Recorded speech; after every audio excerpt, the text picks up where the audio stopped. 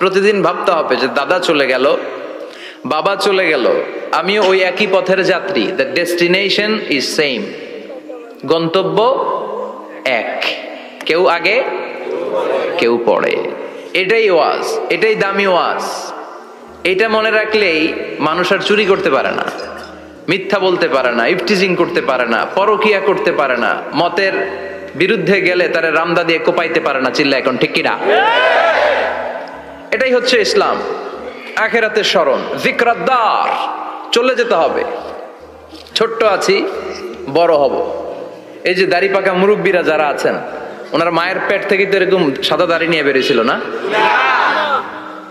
ছোট্ট বাচ্চা হয়ে এসেছিল, ওনারা ওয়া ওয়া করে কেঁদেছে। শৈশব, কৈশোর, যৌবন, প্রৌঢ়ত্ব, বার্ধক্য, বয়সের ভার, চুল আর দাড়ির শুভ্রতা।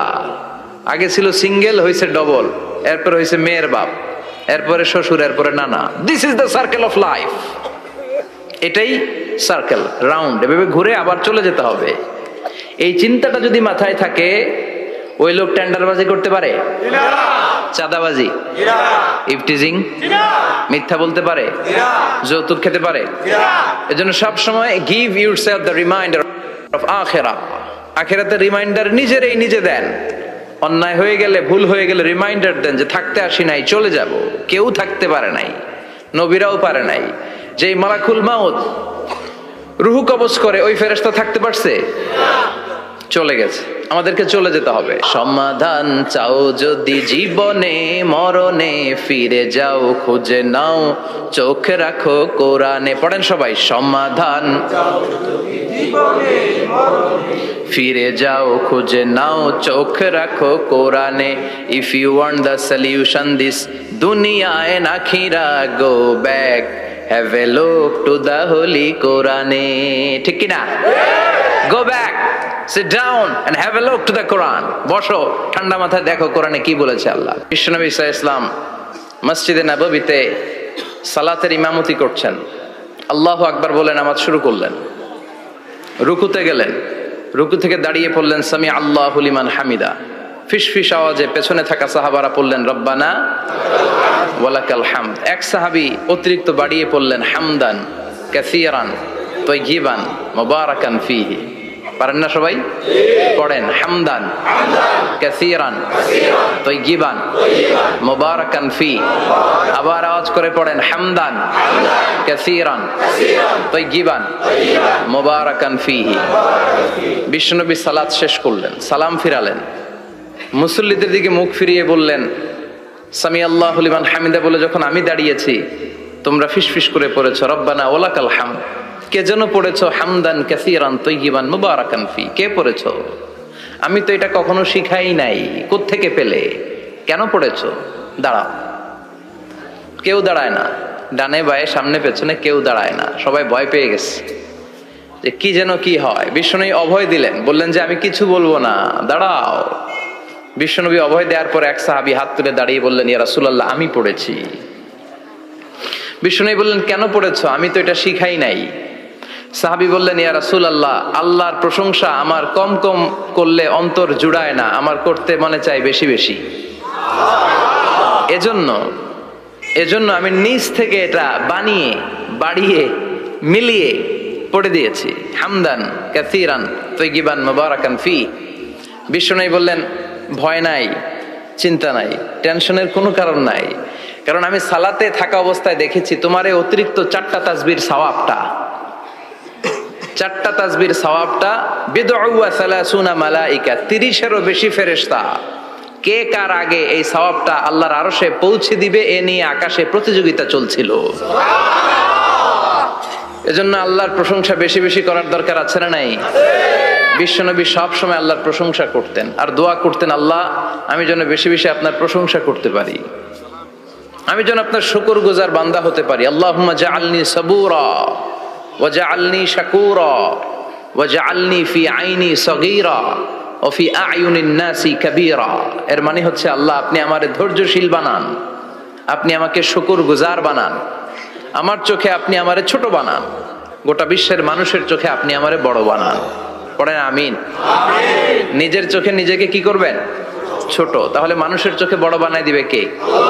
আর নিজেই যদি বলেন আমি বড়, ফেরাউনের মতো, আনা রব্বুকুমুল আ'লা, আমি তোদের বড় খোদা, আল্লাহ কয় তুই হইলি হুদা, ঠিক কিনা? বড় হইতে পারে নাই। নীল নদের পানিতে সুবাই সুবাই আল্লাহ মারছে, চিল্লায় বলেন ঠিক কিনা? পৃথিবীতে কেউ তো স্থায়ী হয় না, হোক না সে ফেরাউন কিবা নমরুদ, কেউ ভাবে চিরদিন রয় না, কেউ ভাবে চিরকাল রয় না। পৃথিবীতে কেউ তো স্থায়ী হয় না, হোক না সে ফেরাউন কিবা নমরুদ, কেউ ভাবে চিরদিন রয় না, কেউ ভাবে চিরকাল রয় না। চিল্লায় বলেন ঠিক কিনা? চিরকাল কেউ থাকবে না, কারণ আল্লাহ ছাড় দেয়, তিনি ছেড়ে দেন না। মনে রাখবেন, আল্লাহ কি দেয় আর কি দেয় না। ফেরাউনরে কি দিছিল? ছাড় দিছে, ছাইরা দিছে। নমরুদরে কি দিছে? ছাড় দিছে, ছাইরা দিছে। এখনো দেখা যায় আল্লাহ অনেককে ছাড় দেয়, ঢিল দেয়, সুযোগ দেয়, কিন্তু আল্লাহ ছেড়ে দিবেন না। চিৎকার করে বলেন ঠিক কিনা? এজন্য সব সময় প্রশংসা করব কার? খাওয়ার সময় প্রশংসা কার? ঘুমানোর সময়, জিকির করার সময়, ঘুষ খাওয়ার সময়। ঘুষ খাওয়া যাবে? রাশি ওয়াল মুরতাশি কিলাহুমা ফিন্নার। ঘুষ যে দেয়, ঘুষ যে নেয়, উভয়ই জাহান্নামী। আল্লাহ ঘুষ থেকে আমাদেরকে বাঁচাও। বাংলাদেশে ঘুষ আছে না নাই? সরকারি অফিসগুলোতে শুধু নাই, বেশি। আল্লাহ ঘুষ থেকে হেফাজত করো, যৌতুক থেকে হেফাজত করো, পর্নোগ্রাফি থেকে হেফাজত করো, হিন্দি সিনেমা থেকে হেফাজত করো, মারামারি কাটাকাটি থেকে তুমি আমাদেরকে হেফাজত করো।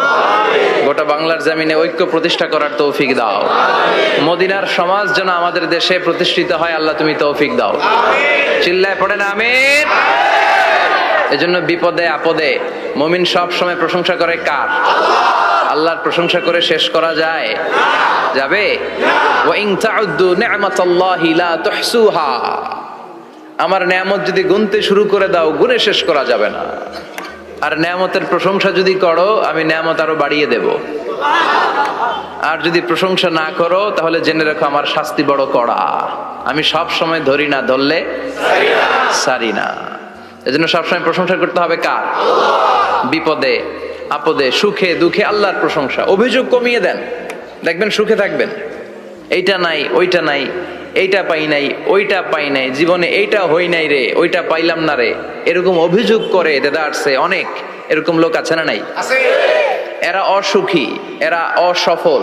সফল ব্যক্তিদের একটা গুণাবলী হচ্ছে এরা কমপ্লেইন করে কম, কমপ্লেইন করে কম, তারা শুকরিয়া করে বেশি। দে আর ভেরি গ্রেটফুল। তারা শুকরিয়া করে বেশি। এটা পাই নাই, ওইটা পাই নাই, এগুলো বলবেন না। কারণ আপনি যেটা পাইয়া খুশি না, অনেকে এইটা পাওয়ার জন্য সংগ্রাম করে যাচ্ছে। আপনি এখন যেই জায়গাটাতে আছেন, এই জায়গাটাতে পৌঁছা অনেকে স্বপ্ন। আপনি এটা পেয়ে খুশি না, কিন্তু আপনার জায়গায় পৌঁছার জন্য অনেকে স্ট্রাগল করে যাচ্ছে, সংগ্রাম করে যাচ্ছে। আপনি যেই পজিশনে আছেন, শুধু এই পজিশনে আসাটাই অনেকের স্বপ্ন। তো শুকরিয়া করবেন না কেন?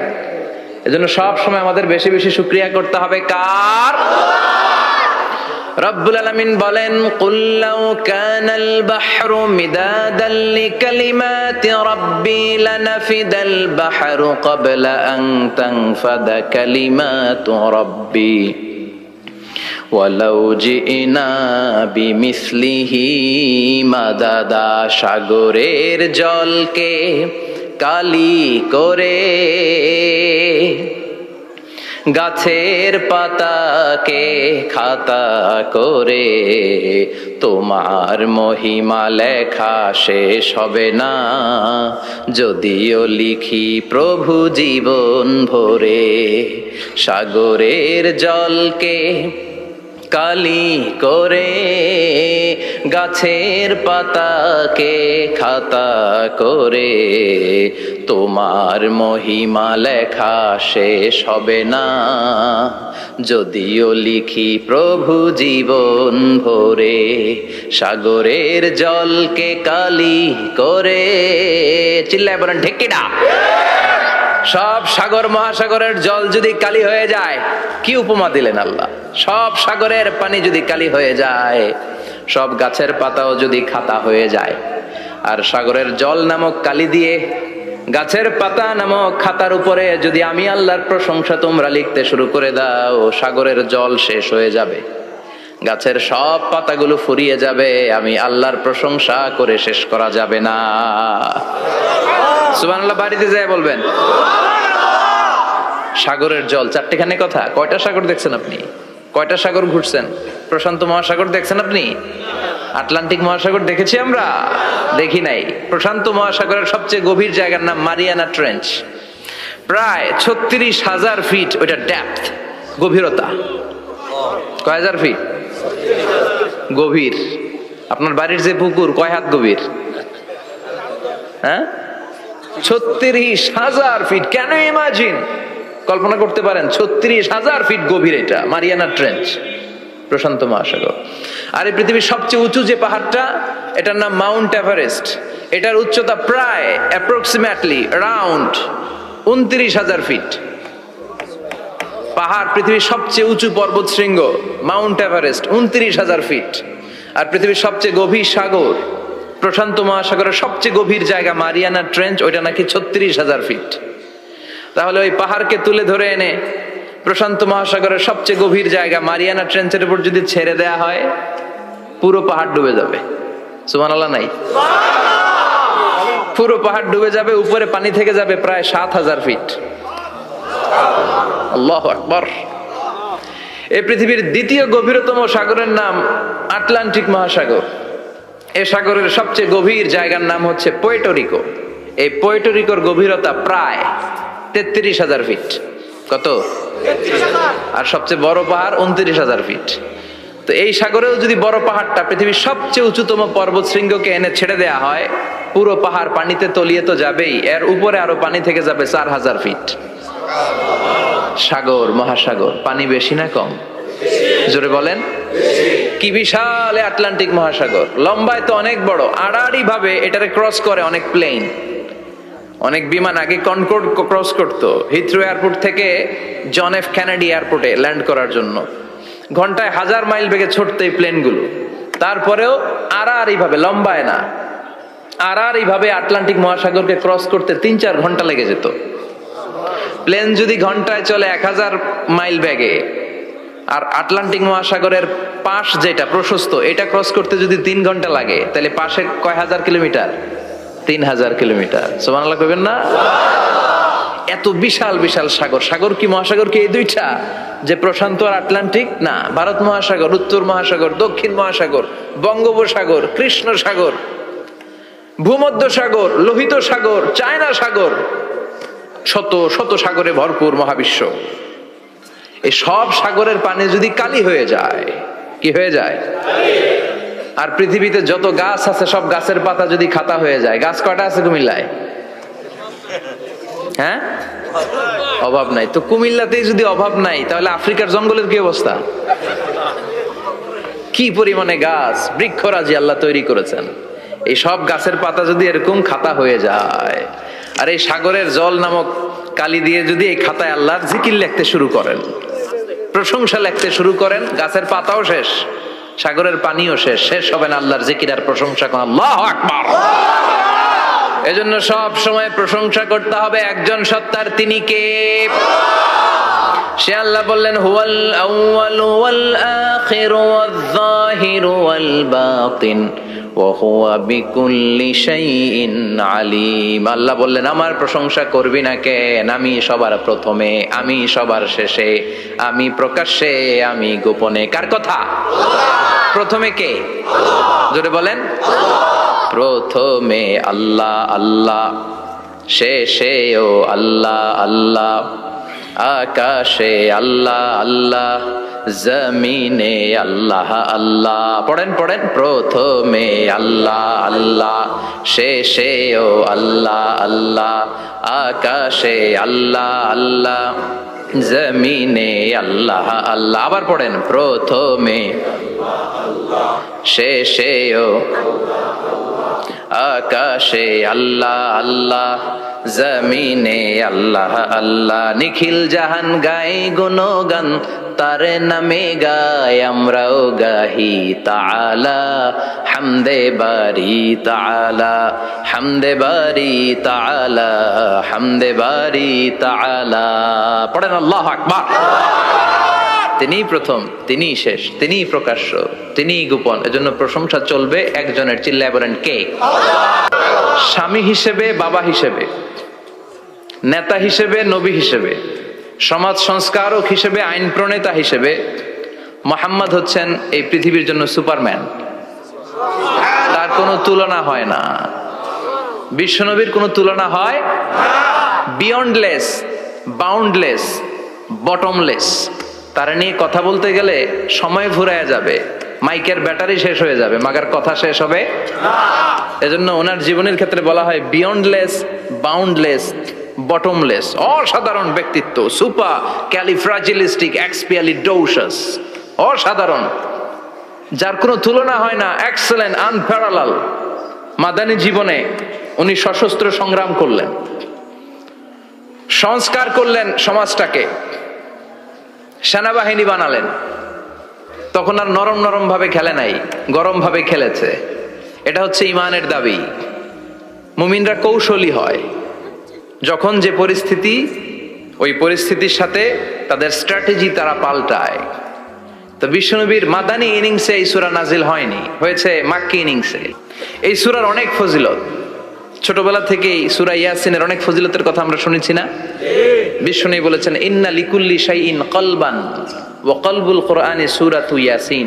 সব জিনিসের একটা কলব আছে, হৃদয় আছে, অন্তর আছে, আর কোরআনের কলবের নাম হচ্ছে সূরা ইয়াসিন। বিশ্বনবী বললেন ইন্না লিকুল্লি শাইইন কলবান, সব জিনিসের একটা কলব আছে।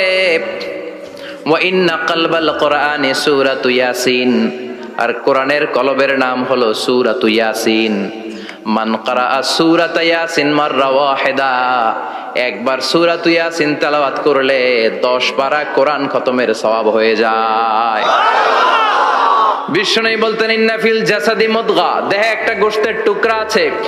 ইযা সালুহাত সালুহাল জাসাদু কুল্লু, এই দেহের গোশতের টুকরা যদি ভালো হয়ে যায়, পুরো দেহটারে ভালো করে দেয় কে?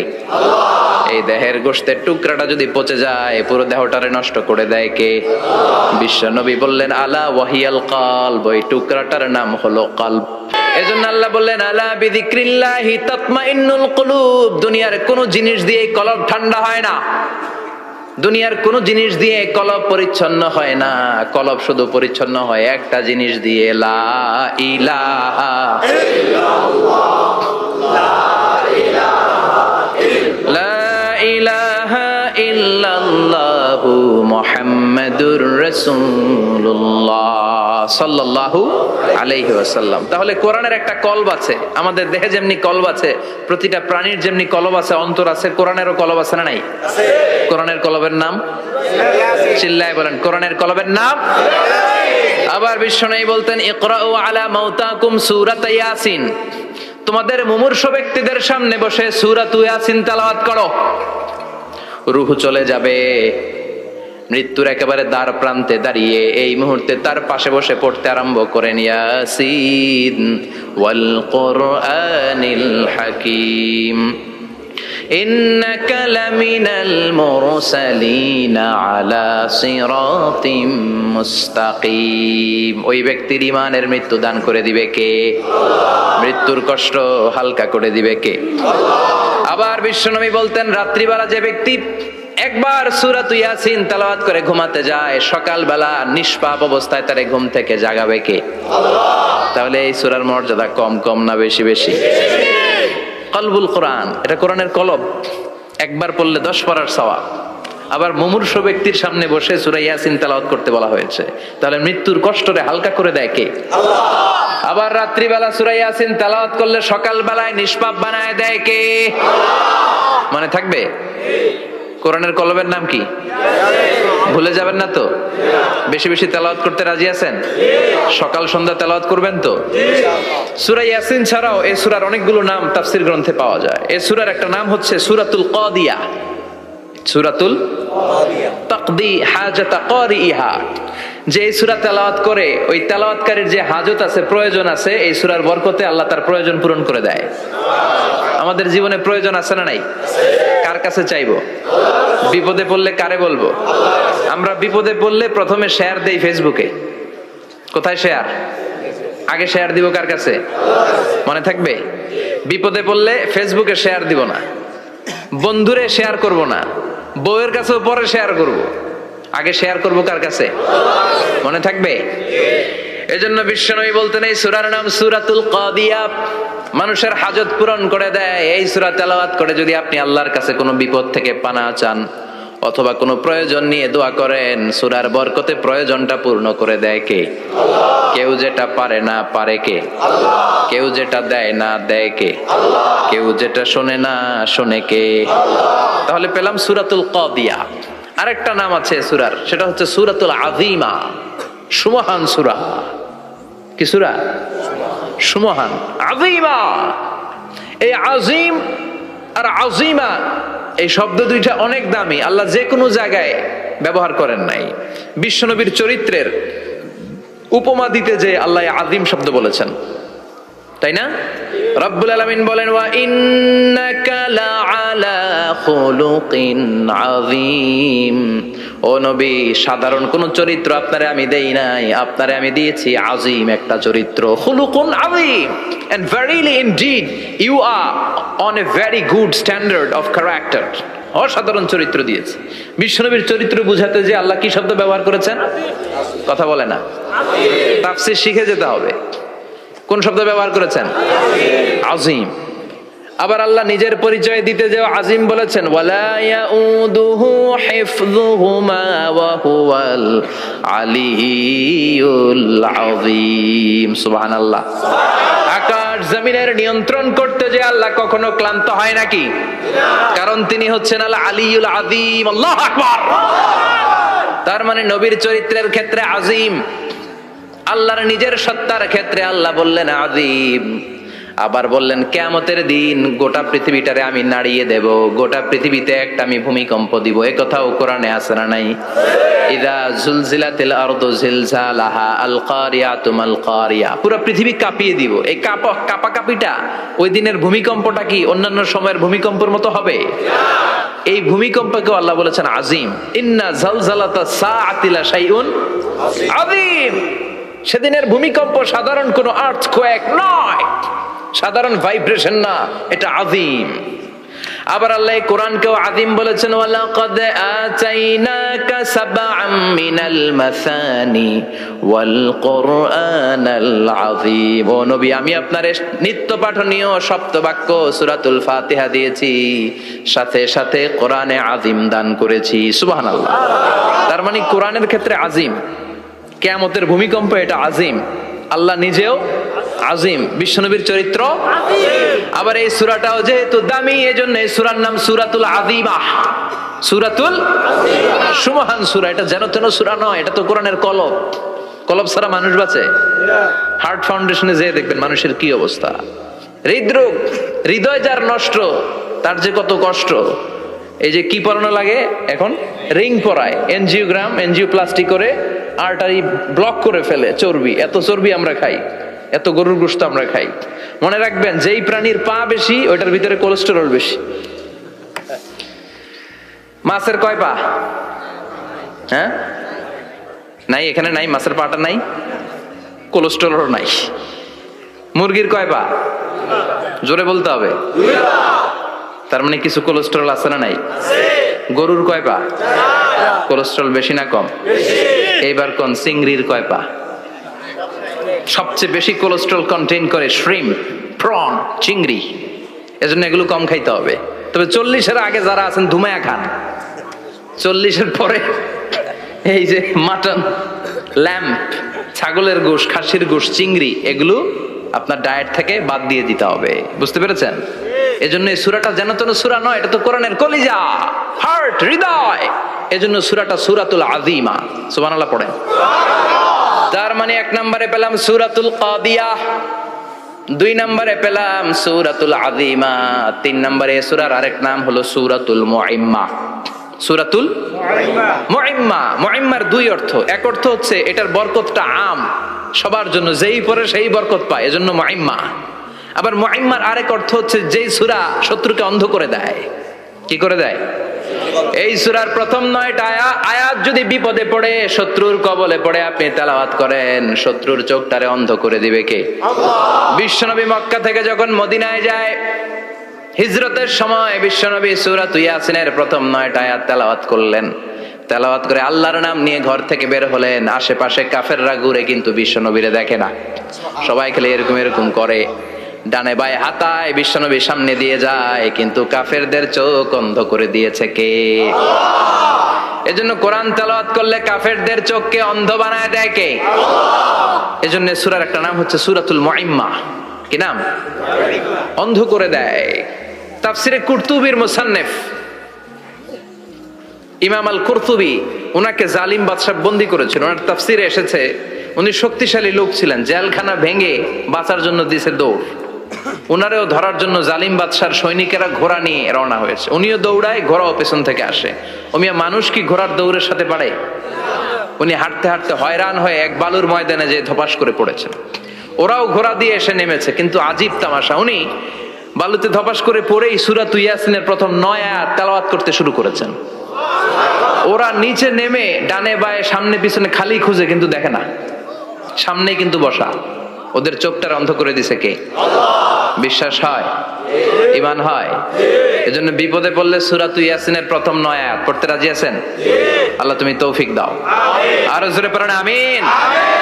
এজন্য আল্লাহ চমৎকার ভাবে এই সূরাটা শুরু করে দিলেন। 2টা কাটা অক্ষর দিয়ে আল্লাহ বললেন ইয়াসিন ওয়াল কুরআনিল হাকীম ইন্নাকা লামিনাল মুরসালিন আলা সিরাতিম মুস্তাকিম। পড়েন সুবহানাল্লাহ। ইয়াসিন সূরাটা শুরু করলেন কি দিয়ে? ইয়াসিন। এটা কি কোনো বাক্য? এটা কি কোনো শব্দ? এটা কি অক্ষর? 2টা প্রথম অক্ষরের নাম, দ্বিতীয়টা আওয়াজ করে বলেন, প্রথম অক্ষরটার নাম, দ্বিতীয়টা। খুব চমৎকার না? বাক্য দিয়ে এই সূরাটা শুরু করে নাই। যেমন ইযা জুলজিলাতিল আরদু জিলজালাহা, এই সূরার প্রথম আয়াত, এটা একটা বাক্য না? আচ্ছা। ওয়াদ-দুহা ওয়াল-লাইলি ইযা সাজা, বাক্য না? কিন্তু ইয়াসিন এটা কি কোনো বাক্য? এটা কি কোনো শব্দ?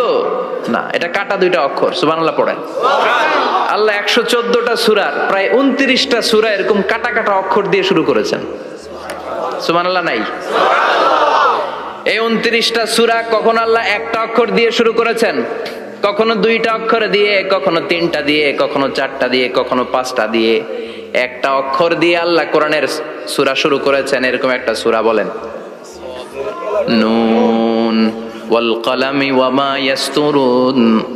নুন, নুন দিয়ে সূরা শুরু হয়ে গেছে। তারপরে কফ, এক অক্ষর দিয়ে সূরা শুরু হয়ে গেছে। সুবহানাল্লাহ পড়েন। সুবহানাল্লাহ। এবার বলেন 2 অক্ষর দিয়ে সূরা শুরু হয়েছে এরকম সূরা বলেন। আমিন। এত দূরে যান কেন? এটা আছে না নাই? ইয়াসিন। সুবহানাল্লাহ পড়েন। ইয়াসিন 2 অক্ষর দিয়ে। তারপরে হামিম। এবার 3 অক্ষর দিয়ে আল্লাহ সূরা শুরু করছেন এরকম, আলিফ লাম মিম তা সিন মিম। আল্লাহু আকবার। আবার 4টা অক্ষর দিয়ে সূরা শুরু হয়েছে এরকম আছে না নাই? আবে সব কোন? আলিফ লাম মিম রা, আলিফ লাম মিম সাদ আছে না নাই? আবার 5টা কাটা অক্ষর দিয়ে সূরা শুরু হয়েছে এরকম সূরাও আছে না নাই? সূরা মারিয়ামের শুরুতে কি আছে? কাফ হা ইয়া আইন সাদ। সুবহানাল্লাহ পড়েন। এরকম প্রায় 29টা সূরা আল্লাহ কাটা কাটা অক্ষর দিয়ে শুরু করেছেন, কোনো বাক্য দিয়ে নয়, কোনো শব্দ দিয়ে নয়। কি দিয়ে? হারফ দিয়ে। হারফ, এই হারফগুলোরে বলে হুরুফ আত-তাহাজ্জি বা হুরুফ আল মুকাত্তাআত, কাটা কাটা অক্ষর। মনে রাখবেন কোরআনের আয়াতগুলো 2 ভাগে বিভক্ত, একটা মুহকাম, একটা মুতাশাবিহ। মুহকাম মানে যেগুলোর অর্থ আমরা জানি, যেগুলোর ব্যাখ্যা আমরা জানি, যেটা ইন্টারপ্রিটেশন এক্সপ্লেনেশন আমাদের জানা আছে। আর মুতাশাবিহ আমরা অর্থ জানি না। আমরা ব্যাখ্যা জানি না, এটা দিয়ে আসলে কি বুঝাইছে আমরা কেউ জানে না। জানে একজন, চিল্লায় বলেন তিনি কে? আল্লাহ বলেন ওয়া ইন কুনতুম ফি রাইবিম মিম্মা নাযালনা আলা আবদিনা ফাআতু বিসূরাতিন মিন মিসলিহি ওয়াদউ শুহাদাআকুম মিন দুনিল্লাহি ইন কুনতুম সাদিকিন। আল্লাহ বললেন ও জাহেলি যুগের লোকেরা, শোনো শোনো, এত আরবি কবিতা বানাতে পারো, এত গল্প লিখতে পারো, আরবিতে এত নোবেল বানাতে পারো, উপন্যাস বানাতে পারো, আর্টিকেল লিখতে পারো, আমার নবীর উপর যে কোরআন আমি নাজিল করেছি এই কোরআনের ব্যাপারে অন্তরে যদি কোনো সন্দেহ থাকে, বাপের বেটা হলে পারলে কোরআনের মতো একটা সূরা বানিয়ে নিয়ে আসো। পারছে? কিয়ামত পর্যন্ত কেউ পারবে? বিশ্বনবী যেই জামানাতে এসেছিলেন ওই জামানায় আরবি ভাষা সাহিত্যের উৎকর্ষতা সাধিত হয়েছিল। আরবি ভাষার এতটা উৎকর্ষ পৃথিবী কখনো দেখে নাই। কবিতা, গদ্য, পদ্য, গল্প, উপন্যাস, রচনা, প্রবন্ধ, আর্টিকেলের শৈলাপ। এই ভাষা সাহিত্যিকদের চোখে আঙ্গুল দিয়ে আল্লাহ বুঝাতে চাইলেন, এত অর্থ করতে পারো, এত ব্যাখ্যা জানো, এত বড় বড় বুলিয়া ওড়াও, এত কিছু তুমি জানো, তাহলে বলো ইয়াসিন অর্থ কি? সুবহানাল্লাহ কইবেন না? তাইলে বল নুন অর্থ কি, কফ মানে কি, আলিফ লাম রা মানে কি, ফাবুহিতাল্লাযী কাফার। কেউ জানে না, কেউ উত্তর দিতে পারে না। কোন সুবহানাল্লাহ। এটা কোরআনের মুজিজা, এটার অর্থ কেউ জানে না। আর এগুলোর অর্থ নিয়ে খোঁচাখুচি করা ঠিক না। তবে মুফাসসিরিন ইকরাম এগুলোর কিছু অর্থ সম্ভাব্য বলার চেষ্টা করেছেন। যেমন ইয়াসিনের অর্থ ইবনে আব্বাস বলেছেন এর অর্থ হতে পারে ইয়া ইনসান, হে মানুষ। সুবহানাল্লাহ পড়েন। কেউ কেউ বলেছে এটার অর্থ হতে পারে ইয়া সাইয়্যিদ আল মুরসালিন। কেউ কেউ বলেছেন ইয়াসিন হতে পারে ইসমুল্লাহ, আল্লাহর নাম। কেউ বলেছেন এটা হতে পারে ইসমুন লিন নবী, বিশ্ব নবীর নাম। আবার কেউ কেউ বলেছেন ইয়াসিন হতে পারে এই কোরআনে কারিমের একটা নাম। কোন সুবহানাল্লাহ। এই সম্ভাব্য সব কথাগুলো বলে পৃথিবীর সব মুফাসসিররা বলতে বাধ্য হয়েছেন আল্লাহু আ'লামু বিমুরাদিহি বিহি। এটার দ্বারা আসল অর্থ যে কি এটা আমরা কেউ জানি না। জানে কে? আল্লাহ। চিৎকার করে বলতে হবে জানে কে? আল্লাহ। তাহলে ইয়াসিন মানে আমরা জানি না। ইয়াসিনের অর্থ আমরা ছেড়ে দেব কার উপর? আল্লাহ। এরপর আল্লাহ বললেন ওয়াল কুরআনিল হাকীম, প্রজ্ঞাময় বিজ্ঞানময় কোরআনের শপথ। ওয়াল কুরআনিল হাকীম, বিজ্ঞানময় প্রজ্ঞাময় কোরআনের শপথ বা কসম। ওয়াল কুরআনিল হাকিমে যে ওয়া, এই ওয়াটারে আরবিতে বলে ওয়া আল কাসামিয়া। কি বলে? ওয়া আল কাসামিয়া। কসম কাটার জন্য আল্লাহ এই ওয়া ব্যবহার করেছেন। যত জায়গায় কোরআনে আল্লাহ কসম কেটেছেন ওই কসমের শব্দটার আগে ওয়া আছে না নাই? আছে। ও মিয়া, কোরআনে আল্লাহ সময়ের শপথ করেছেন, কসম কেটেছেন, যুগের কসম কেটেছেন। যুগের সময়ের আরবি হলো আল আসর। এই আসরের আগে ওয়া আছে না নাই? কি বলছে আল্লাহ? ওয়াল আসর, ওয়াল। আবার তিন ফলের কসম আল্লাহ কোরআনে কেটেছেন। কি বলেছেন? ওয়াত্তিন মানে তিনের কসম। জাইতুনের কসম কেটেছেন, বলেছেন ওয়াজ্জাইতুন। তুর পাহাড়ের কসম কেটেছেন, বলেছেন ওয়াতুর সিনিন। যত জায়গায় কসম তত জায়গায় ওয়াও আছে না নাই? পাহাড়ের নামে কসম কেটেছেন, আল্লাহ বলেছেন ওয়াতুর। সূর্যের নামে কসম কেটেছেন, আল্লাহ বলেছেন ওয়াশ-শামসি ওয়াদুহাহা। সুবহানাল্লাহ কইবেন না? ফজরের নামে কসম কেটেছেন। কি বলেছেন? ওয়াল ফাজর। জিলহজ মাসের প্রথম 10 রাতের কসম কেটেছেন। কি বলেছেন? ওয়া লায়ালিন আশর। জোর আর বেজরের কসম কেটেছেন, আল্লাহ বলেছেন ওয়াশ-শাফঈ ওয়াল ওয়াতর। সূরা ইয়াসিনে কাটা কাটা দুইটা অক্ষরের পরে রব্বুল আলামিন কোরআনের কসম কেটেছেন। এজন্য আল্লাহ বলেছেন ইয়াসিন ওয়াল কুরআনিল হাকীম। ইয়াসিন ওয়াল কুরআনিল হাকীম, প্রজ্ঞাময় বিজ্ঞানময় কোরআনের শপথ। কোরআনের মধ্যে বিজ্ঞান আছে না নাই? বেশি না কম? বিশ্বাস হয় না? নাস্তিকদের কথা বিশ্বাস হয়? নাস্তিকরা বলে কোরআনের মধ্যে বিজ্ঞান নাই, কোরআনের মধ্যে সায়েন্স নাই, কোরআনের ভেতরে টেকনোলজি নাই। কিন্তু কোরআন বলে এমন কিছু নাই, মানুষের প্রয়োজনীয় এমন কিছু নাই যেটা আমার ভিতরে নাই। আল্লাহু আকবার। আল্লাহ বললেন মা ফাররাতনা ফিল কিতাবি মিন শাই, কিতাবের মধ্যে আমি কিছু বাদ রেখে দেই নাই। ইতিহাসের কথা বলেছি, পাতাল পুরীর কথা বলেছি, ঊর্ধ্ব জগতের কথা বলেছি, মহাকাশের কথা বলেছি, cosmology, astrology, geology, zoology, botany, human anatomy, embryology, সব কিছুর কথা কোরআনের মধ্যে দিয়েছে কে? কোরআনের ভেতরে মানুষের কথা আছে না নাই? কোরআনের মধ্যে গাভীর কথা আছে না নাই? গাভীর কথাও আছে। কই আছে? হ্যাঁ, সূরাতুল গাভীর সূরা। সুবহানাল্লাহ কইবেন না? মানুষের কথা আছে সূরাতুল ইনসান, জিনদের কথা আছে সূরাতুল জিন, মাকড়সার কথা আছে সূরাতুল আনকাবুত, মৌমাছির কথা আছে সূরাতুন নাহাল। মৌমাছির কথা বলেছেন, দুধের কথা বলেছেন, প্রাণীর কথা বলেছেন, খাদ্যের কথা বলেছেন, মানুষের দেহ বৈশিষ্ট্যের কথাও বলেছেন। চিৎকার করে পড়েন আল্লাহু আকবার। আল্লাহ বললেন ওয়া আওহা রাব্বুকা ইলান নাহলি আনিত্তাখিযি মিনাল জিবালি বুয়ুতাও ওয়া মিনাশ শাজারি ওয়া মিম্মা ইয়ারিশুন। সুবহানাল্লাহ পড়েন। ওয়া আওহা রাব্বুকা ইলান নাহল, আল্লাহ মৌমাছির কাছে সিক্রেট মেসেজ পাঠিয়েছেন। সুবহানাল্লাহ পড়েন। ওয়ালা তাবলা গারাইবহু, কোরআন কোনদিন কারো কাছে পুরাতন মনে হয় না। ফিহি মাসাবিহুল হুদা, কোরআনের মধ্যে আছে হেদায়েতের মশাল। ওয়া মানারুল হিকমা, কোরআন হলো বিজ্ঞানের সুউচ্চ মিনার। লা তুহসা আজাইবুহু, কোরআনের আশ্চর্যান্বিতার শেষ নাই। যতই পড়বেন আপনি আশ্চর্য হয়ে যাবেন, যতই স্টাডি করবেন, যতই অধ্যয়ন করবেন, আপনার চোখকে খুলে দিবে কে? আল্লাহ। ওয়ালা তাবলা গারাইবুহু, কোরআন কখনো পুরাতন হয় না। পুরান হয় নাকি? যার বয়স 50 বছর ধরে নামাজি মানুষ, প্রতি নামাজের প্রত্যেক রাকাতে কোন সূরা পড়া লাগে? তো 50 বছর যদি কেউ নামাজি হয়, তাহলে কত লক্ষবার উনি সূরা ফাতিহা পড়ছে উনি নিজে জানে? তারপরেও কোনোদিন কি মনে হয়েছে সূরা ফাতিহাটা একটু পুরান পুরান লাগে? আজকে কুল হল্লা দিয়ে শুরু করুন। কথা বলেন, পুরান লাগছে কোনোদিন? এত পড়ছে এটা, আজকে আর এটা না, আজকে আর একটা, এরকম মনে হয়? ওয়ালা তাবলা গারাইবুহু, পুরান লাগে না। প্রতিদিন নতুন, প্রতিনিয়তই নতুন, অলওয়েজ নিউ, সব সময় নতুন। এজন্য বিশ্বনবী বললেন লা তুহসা আজাইবুহু, কোরআনের আশ্চর্যান্বিতার শেষ নাই। ওয়ালা তাবলা গারাইবুহু, কোরআন কখনো পুরাতন হয় না। ফিহি মাসাবিহুল হুদা, কোরআনের মধ্যে আছে হেদায়েতের মশাল। ওয়া মানারুল হিকমা, কোরআন হলো বিজ্ঞানের সুউচ্চ মিনার। সুবহানাল্লাহ। আল্লাহ বললেন ওয়া আওহা রাব্বুকা ইলান নাহাল, আমি মৌমাছির কাছে মেসেজ দিলাম, সিক্রেট মেসেজ। আনিত্তাখিযি মিনাল জিবালি বুয়ুতা, তোমরা পাহাড়ের মধ্যে তোমাদের বাড়ি বানাও, মৌচাক বানাও। অমিনা সাজার, গাছের মগ ডালে, বড় বড় ডালে তোমরা বাসা বানাও। ওয়া মিম্মা ইয়ারিশুন, উঁচু উঁচু জায়গায় মৌচাক বানাও, যাতে করে গ্রামের ছোট্ট ছেলেরা ঢিল মারতে না পারে। কোন সুবহানাল্লাহ।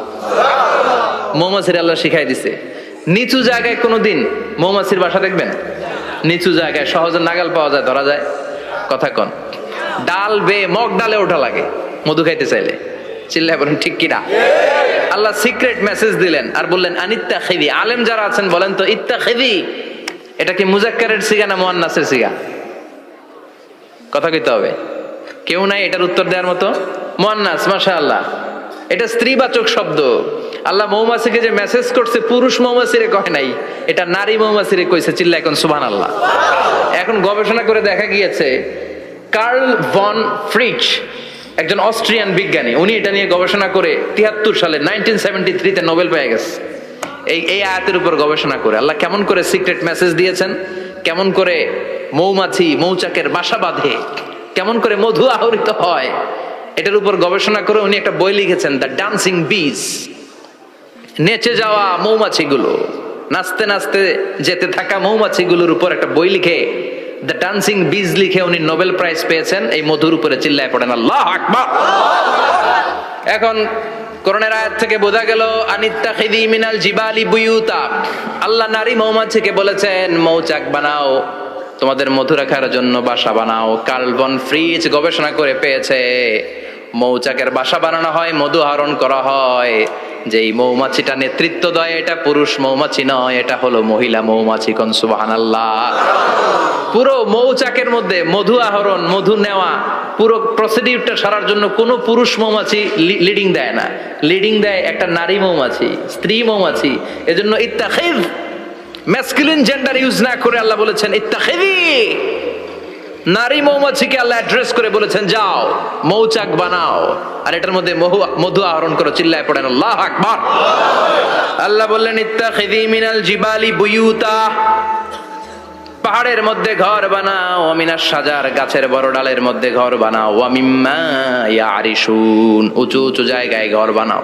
উনি গবেষণা পেয়েছেন এই মধুর মধ্যে অসাধারণ কিছু ন্যাচারাল অ্যান্টিসেপটিক আছে। কি আছে? Natural antiseptic. এটার নাম হচ্ছে প্রপিলিস। প্রপিলিস নামে একটা লিকুইড পাওয়া যায় মৌচাকের মধ্যে। এটা কাটা জায়গায় লাগা দিলে স্যাভলন ডেটল কিছু লাগানো লাগবে না। ওই প্রপিলিসের কারণে আপনার কাটা জায়গা এমনি শুকায় যাবে। সুবহানাল্লাহ পড়েন।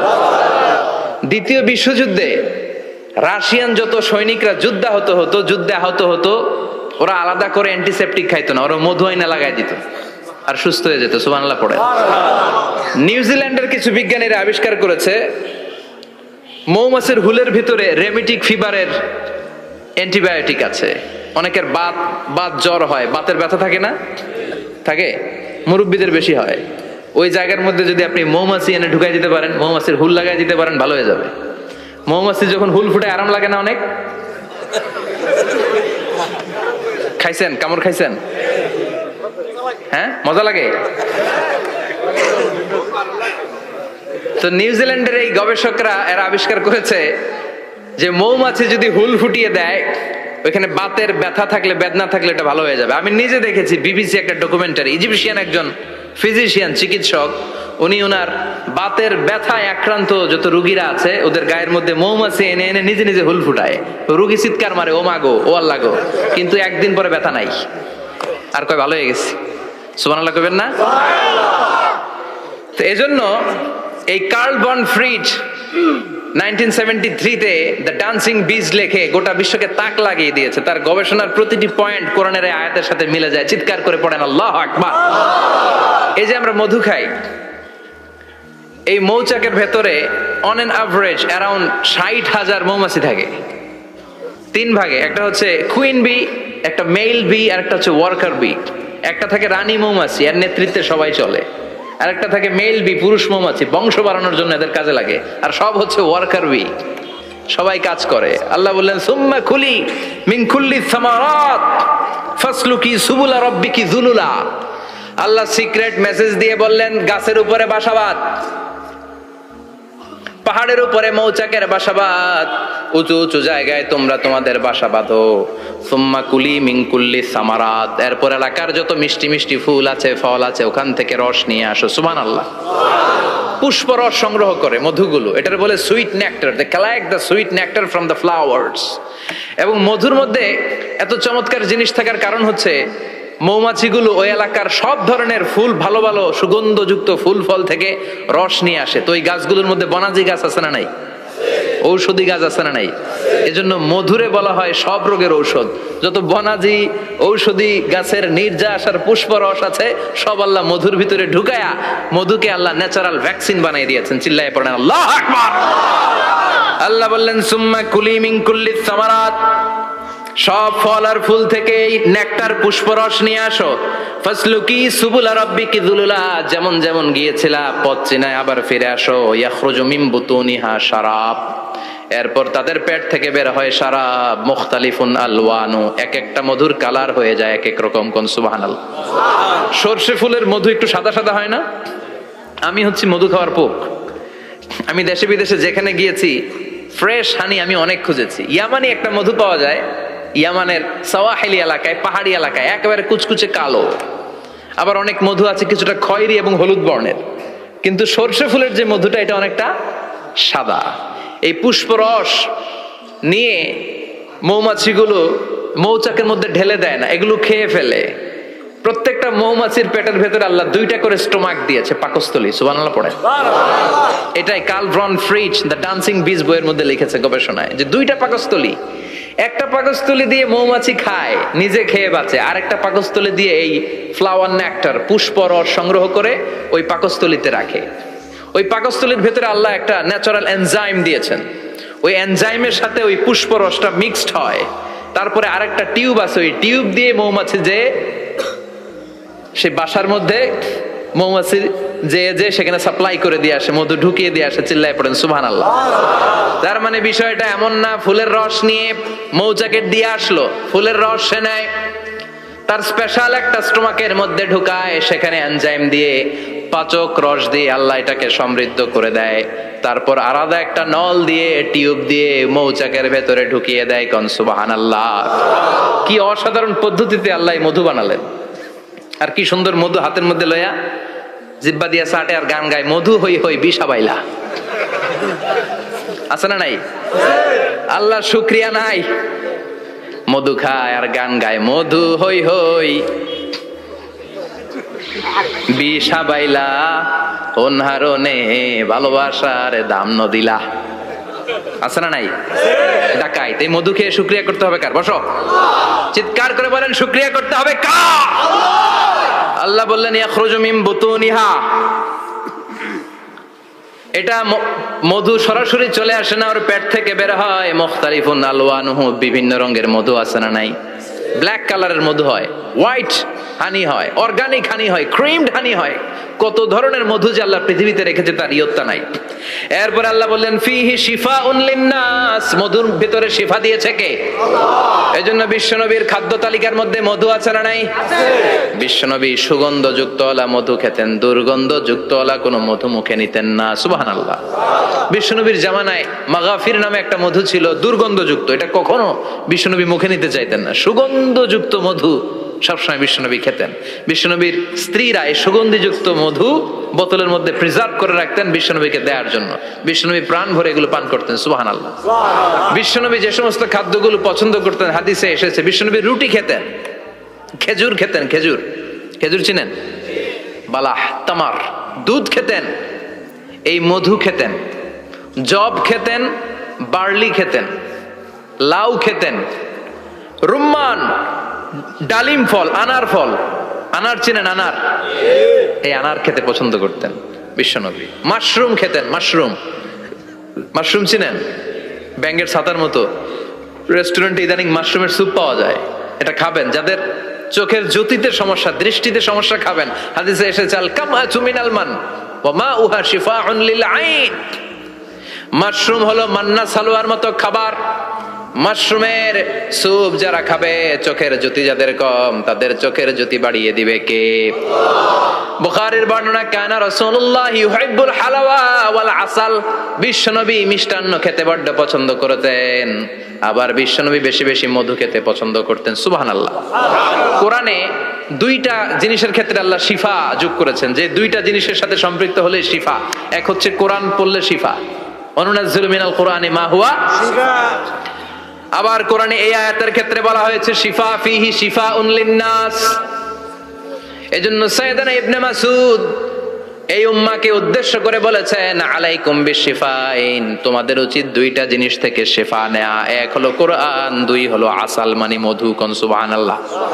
কোরআন তেলাওয়াত করলে অসুস্থরে সুস্থ করে দেয় কে? সূরা ফাতিহা তেলাওয়াত করলে অসুস্থকে সুস্থ বানিয়ে দেয় কে? আবার মধু খেলে সুস্থ বানিয়ে দেয় কে? মধু খেয়ে প্রশংসা করবেন কার? নাকি মধু হই হই বিষাবাইলা বলবেন এগুলো কখনো? খাঁটি মধু খেতে হবে। খাঁটি মধু চিনার উপায় হচ্ছে এটাতে পিঁপড়া জমে না, এটা ফ্রিজে রাখলে জমাট বাঁধে না, এটাতে দুর্গন্ধ হয় না। এক গ্লাস পানির মধ্যে এক ড্রপ মধু ছেলে দিলে এটা পানির সাথে না মিশে একেবারে নিচে চলে যায়। খাঁটি মধু খেতে হবে। তাহলে ফিহি শিফাউন লিন্নাস, কত কিছু দিয়ে যে আল্লাহ এটাকে সমৃদ্ধ করেছেন। এটার মধ্যে গ্লুকোজ আছে, এটার মধ্যে সুক্রোজ আছে, ফ্রুক্টোজ আছে, প্রোটিন আছে, মিনারেলস আছে, ক্যালসিয়াম আছে, ভিটামিন আছে। খাইলেই শরীর গরম হয়ে যায়। সুবহানাল্লাহ। এজন্য শীতকালে বেশি বেশি খাবেন, জাম্পাল লাগবে না।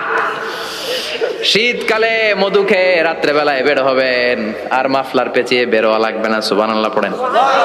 তার মানে আল্লাহ বললেন ইয়াসিন ওয়াল কোরআনিল হাকিম, প্রজ্ঞাময়, বিজ্ঞানময় কোরআনের কসম।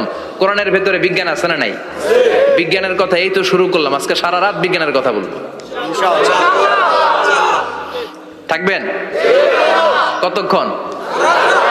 হ্যাঁ, স্লোগান দেন লিল্লাহি তাকবীর। এরপরে আল্লাহ বললেন গোলাম ওয়া ইন্না লাকুম ফিল আনআমি লাইবরা, প্রাণীকুলের দিকে নজর করে তাকাও। প্রাণীকুলের মধ্যে আমি তোমাদের জন্য নিদর্শন রেখেছি। নুসকিকুম মিম্মা ফি বুতুনিহি, এই প্রাণীকুলের পেট থেকে একটা চমৎকার জিনিস আমি বের করে দেই, এটার নাম হচ্ছে দুধ। এটা কি? দেখেন, একই আয়াতের মধ্যে আল্লাহ মধুর কথাও বললেন, আবার দুধের কথাও বললেন। দুধটা কিভাবে হয়, উৎপন্ন হয়, মধু কেমনে হয়, ইঞ্চি ইঞ্চি কথা এই কোরআনের ভেতরে তুলে ধরলেন কে? আল্লাহ বললেন মিমবাইনি ফারসিউ আদামিল লাবানা, গোবর আর রক্তের মাঝখান দিয়ে আমি দুধ বের করি। সুবহানাল্লাহ পড়েন। আমরা যাই এই গাভীর ওলান টানা শুরু করি সকালবেলা বিসমিল্লাহ বলে, কিন্তু কেমনে যে এটা আসে ওইদিকে নজর নাই। ডাকাত বিসমিল্লাহ বলে শুরু করে না, দুধ খাই আলহামদুলিল্লাহ পড়ে না, আছে না নাই? আল্লাহ বলেন মেকানিজমটা শোনো কেমনে আমি খাওয়াই। আল্লাহ বললেন মিমবাইনি ফারসিউ আদামিল লাবানা, গোবর আর রক্তের মাঝখান দিয়ে আমি দুধ বের করে দেই। সুবহানাল্লাহ। গরু যে ঘাস খায়, এই ঘাস থেকে রক্ত হয় আর গরুর গোবর হয়। পেটের একদিকে থাকে গোবর, আরেক দিকে থাকে রক্ত। রক্ত দুর্গন্ধ, গোবরও দুর্গন্ধ। রক্তও নাপাক, গোবরও নাপাক। এই দুই নাপাক আর দুর্গন্ধের মাঝখান দিয়ে সুগন্ধযুক্ত দুধ বের করে দেয় কে? আল্লাহ বললেন মিমবাইনি ফারসিউ আদামিল লাবানা, গরু যে খাবারগুলো খায় ওই খাবারের এক পাশ দিয়ে গোবর হয়ে যায় আর এক পাশ দিয়ে রক্ত হয়ে যায়, মাঝখান দিয়ে দুধ বের করে দেয় কে? What a amazing mechanism of discharging milk from animal's body. What a amazing mechanism. একদিক দিয়ে গোবর দুর্গন্ধ, আরেক দিক দিয়ে ঘাস খাওয়ার কারণে রক্ত হয়, মাঝখান দিয়ে দুধ বের হয়ে যায়। সুবহানাল্লাহ। আবার বাছুর ছাড়া দুধ পাওয়া যায় না। গাভী আছে কার কার? হাত তোলেন তো। বাছুর ছাড়া দুধ পাওয়া যায়? শুধু গাভী, বাছুর নাই, দুধ আসবে? আবার এই যে বিশাল বড় ওলান 20 কেজি দুধ দেয় প্রতিদিন, এই ওলান কাটলে দুধ পাওয়া যায়? এক ফোঁটা দুধও ওলানটা কেটে টুকরা টুকরা করলে আপনি পাবেন না। এটা আলাদা মেকানিজম। এটা ভিতর থেকে একটা নির্যাস, বাছুর নিয়ে দুইটা ঢু মারবেন, ওই নির্যাস দিয়ে দুধ বেরোতে থাকবে গোবর আর রক্তের মাঝখান দিয়ে। চিৎকার করে পড়েন আল্লাহু আকবার। এজন্য বিশ্বনবী বলতেন বেশি বেশি দুধ খাও। দুধ হলো সুষম খাদ্য। পৃথিবীতে আবিষ্কৃত যত খাবার আছে, দুধের চাইতে ভালো খাবার আছে নাকি? কথা কন। মানুষ পানি খেয়ে 3-4 দিন বাঁচে জানেন, আর পানির মধ্যে লবণ দিলে 7-8 দিন বাঁচতে পারবেন। আর দুধ পাইলে আজীবন বাঁচবেন আপনি। দুধ খেয়ে যদি হজম করতে পারেন, দুধ খেয়ে হজম করতে পারলে আজীবন বেঁচে যাবেন। সুষম খাদ্য। বিশ্বনবী যে রাতে মেরাজে যাবেন, সিদরাতুল মুনতাহা পার হওয়ার পরে বিশ্বনবীর পরীক্ষা শুরু হলো। বিশ্বনবীকে বুখারীর বর্ণনা 3টা গ্লাস দেয়া হলো। কাদাহ ফিহি লাবান, এক গ্লাসের মধ্যে দুধ ছিল। ওয়া কাদাহ ফিহি আসাল, আর এক গ্লাসের মধ্যে ছিল মধু, আর এক গ্লাসের মধ্যে ছিল মদ। কাদাহুন ফিহি খামার। বিশ্বনবীকে 3টা গ্লাস দিয়ে বলা হলো নবী চুজ করেন কোনটা নেবেন। এক গ্লাসে মধু, আরেক গ্লাসে দুধ, আরেক গ্লাসের মধ্যে বিশ্বনবীকে দেয়া হলো মদ। বিশ্বনবী বললেন যে এই গ্লাসের ভিতরে দুধ আছে, আমি ওই পেয়ালাটা নিলাম। সাইয়েদনা জিবরাইল বললেন ইয়া রাসূলুল্লাহ আখাস্তাল ফিতরা, আপনি যেমন নিছেনও তেমন। সুবহানাল্লাহ কইবেন না? বিশ্বনবী দুধ খেতে পছন্দ করতেন। আর বিশ্বনবী বলতেন আলাইকুম বি আলবানিল বাকার, বেশি বেশি গরুর দুধ খাবা। ফাইন্নাহা তুরাম্মু মিনাল আশজার, কেননা এটা সবুজ লতা পাতা ঘাস পাতার নির্যাস। গরু কি খায়? ঘাস খায় না? এই ঘাসের নির্যাস হচ্ছে দুধ। বিশ্বনবী বলতেন বেশি বেশি দুধ খাবা। ফিহি শিফা, এর মধ্যে শিফা আছে। ফি লাবানিহা শিফা ও লুহুমিহা দা, গরুর দুধে আছে শিফা, গরুর গোশতের মধ্যে আছে রোগ। সুবহানাল্লাহ। কত বড় ফিলোসোফার বিশ্বনবী। বিশ্বনবী বলে গিয়েছেন গরুর দুধ বেশি খাও, কিন্তু গোশ বেশি খাইও না। আর আমরা গরুর গোশ পাইলে কোবায় ফেলাই। সাদা ভাত আর ঝাল গরুর মাংস যদি হয়, ওই যে অনেকের জিহ্বায় পানি চলে আসছে। সুবহানাল্লাহ কইবেন না? বিশ্বনবী বলতেন দুধ খাও, গোশ খাইও কম। গরুর গোশত কম খাবা, গরুর দুধ বেশি খাবা। সুস্থ রাখবে কে? আবার বিশ্বনবী মায়েদেরকে বলেছেন ও মায়েরা, সন্তান হওয়ার পরে 2 বছর দুধ খাওয়াবা। আল্লাহু আকবার। ওয়াল ওয়ালিদাতু ইউরদি'না আওলাদাহুন্না হাওলাইনি কামিলাইনি লিমান আরাদা আন ইউতিম্মার রাদাআ। সন্তান যারা পেয়েছো মায়েরা, বোনেরা, 2 বছর দুধ খাও। সন্তানদের সুস্থ রাখবে কে? আল্লাহ। বাচ্চা ডেলিভারির পরপরই আল্লাহ তাআলা মায়ের বুকে একটা দুধ দেয়, এটাকে বলে শাল দুধ। এটা হচ্ছে বাচ্চার জীবনের প্রথম প্রাকৃতিক টিকা। সুবহানাল্লাহ কয় না? এটা বেবির জীবনে ন্যাচারাল প্রাকৃতিক টিকা, প্রতিষেধক আল্লাহ দিয়ে দিয়েছে। আপনার বাচ্চাকে টিকা দিন, স্লোগান আছে না? 5টা 7টা টিকা দেওয়া লাগে। প্রথম টিকাটা আল্লাহ নিজেই ফ্রি দিয়ে দিছে। এটা শাল দুধের ভেতরে পাওয়া যায়। এজন্য বাচ্চাকে শাল দুধ খাওয়াতে হবে, তার ব্রেনের গ্রোথ হবে, সে শক্তিশালী হবে, সে দেশপ্রেমিক হবে, সে আল্লাহওয়ালা হবে। চিল্লা এখন ঠিক কিনা? যে মায়েরা বাচ্চারে দুধ খাওয়ায় ওই বাচ্চারা মায়েরে ভালোবাসে বেশি। আর যেই মা গুলো বাচ্চারে দুধ না খাওয়ায় আর ডানু খাওয়ায়, আর কি কি আছে, হরলিক্স আর সিরালেক, কমপ্লেন, যারা এগুলো খাওয়াবে ডানু খাওয়াবে, যারা ল্যাকটোজেন খাওয়ায়, যারা বুকের দুধ খাওয়াতে চায় না কোনো কারণ ছাড়া, 2 বছর বাচ্চারে দুধ দিতে চায় না, এই বাচ্চাগুলো বড় হলে ওই মারে বৃদ্ধাশ্রমে দিয়ে আসবে। কথা কন, কথা কন। এজন্য মায়েরা, বোনেরা, সন্তান হলেই তাকে বুকের দুধ দিয়ে আল্লাহর পক্ষ থেকে যে টিকাটা, এই টিকাটা পেটের ভেতরে ঢুকাই দিতে হবে। চিল্লা এখন ঠিক কিনা? এটা হচ্ছে ন্যাচারাল টিকা। এজন্য আল্লাহ বললেন ইয়াসিন ওয়াল কোরআনিল হাকিম। ইয়াসিন, বিজ্ঞানময় কোরআনের শপথ। কোরআনের মধ্যে বিজ্ঞান আছে না নাই? অভাব নাই। কয়টা শুনবেন? আল্লাহ কসমোলজির কথা বলেছে, অ্যাস্ট্রোলজি কথা। কসমোলজি হচ্ছে সৃষ্টি তত্ত্ব। কসমোলজি কি? সবাই বলেন কসমোলজি কি? আল্লাহ বললেন আওয়ালাম ইয়ারাল্লাযীনা কাফারু আন্নাস সামাওয়াতি ওয়াল আরদা কানাতা রাতকান ফাফাতাকনাহুমা। কাফেররা কি দেখে না মহাবিশ্বের সব কিছু একসাথে মিলে ঝিলে ছিল, বিশাল এক বিস্ফোরণের মাধ্যমে আমি মহাবিশ্ব তৈরি করেছি। সুবহানাল্লাহ। আদিতে, শুরুতে কিন্তু সব আকাশ, বাতাস, জমিন, চন্দ্র, সূর্য, নক্ষত্র, গ্রহ, নীহারিকা পুঞ্জ, গ্যালাক্সি, ব্ল্যাক হোল সবকিছু মিলেমিশে একসাথে ছিল। এটার ঘনত্ব ছিল খুব বেশি। মহাবিশ্বের সবকিছু ছিল একটা বিন্দু। এটাকে বিজ্ঞানীরা নাম দিয়েছে দ্য সিঙ্গুলারিটি, মহা একত্ব। এরপর একটা প্রচন্ড বিস্ফোরণের মধ্য দিয়ে মহাবিশ্ব সৃষ্টি হয়েছে। এটার ওরা নাম দিয়েছে বিগ ব্যাং থিওরি। কি নাম? স্টিফেন হকিং মারা গেছে না গত বছর নাকি? হ্যাঁ, বছর খানিক আগে মারা গিয়েছে। সবচেয়ে বড় পদার্থবিজ্ঞানী ছিল। সে একটা বই লিখেছে, from the brief history of time, a brief history of time from big bang two black hole. সেখানে সে প্রমাণ করেছে কোরআনের এই আয়াত, কানাতা রাতকান, মহাবিশ্বের সবকিছু একটা বিন্দু ছিল। চাঁদ, সূর্য, গ্রহ, তারা সব কি ছিল? কথা বলেন, সবাই বলেন। একটা মাত্র বিন্দু ছিল। আল্লাহ বলেন, don't the disbeliever observe that the heavens and earth were joined together, then I separated with a gigantic sound, explosion. সব একসাথে ছিল, চাঁদ, তারা, আকাশ, নদী, নালা সব একসাথে। তারপরে একটা বিকট বিস্ফোরণের মধ্য দিয়ে পৃথিবী হয়েছে, এ চাঁদ হয়েছে, চন্দ্র হয়েছে, সূর্য হয়েছে, মহাবিশ্বের সবকিছু এই মহাবিস্ফোরণের মধ্য দিয়ে হয়েছে। চিৎকার করে পড়েন আল্লাহু আকবার। এই যে ছোট্ট পৃথিবীতে আমরা বসে আছি, এই পৃথিবীর চেয়ে সূর্য 13 লক্ষ গুণ বড়। চিল্লায় পড়েন আল্লাহু আকবার। এটা কি বাড়ির কাছের কথা? 13 লক্ষ গুণ বড়, কল্পনা করা যায়? তার মানে কি সূর্যই সবচেয়ে বড়? না, সূর্যের চেয়ে অনেক বড় বড় তারা আছে। ব্যাটেলজিউস নামে একটা তারা আছে মহাকাশে, যেটা যে সূর্য পৃথিবীর চেয়ে 13 লক্ষ গুণ বড়। এই ব্যাটেলজিউস তারা সূর্যের চেয়ে 33 কোটি গুণ বড়। এই ব্যাটেলজিউস তারাটাই কি সবচেয়ে বড়? না, এর চেয়েও কত বড় তারা যে আছে কোনো হিসাব নাই। এরকম বিশাল বিশাল তারা ঘুরতে ঘুরতে মাওয়াকিউন নুজুম, ব্ল্যাক হোল নামে একটা রেঞ্জ আছে। এই রেঞ্জের মধ্যে যদি ঢুকে যায়, ছোট্ট বাচ্চার মুখে চকলেট দিলে বাচ্চা যেমনি চকলেট চুষে খেয়ে ফেলে, এই বিশাল বিশাল তারাগুলো ব্ল্যাক হোলের মধ্যে ঢুকলে এক মুহূর্তের মধ্যে নিঃশেষ হয়ে যায়। চিল্লায় পড়েন আল্লাহু আকবার।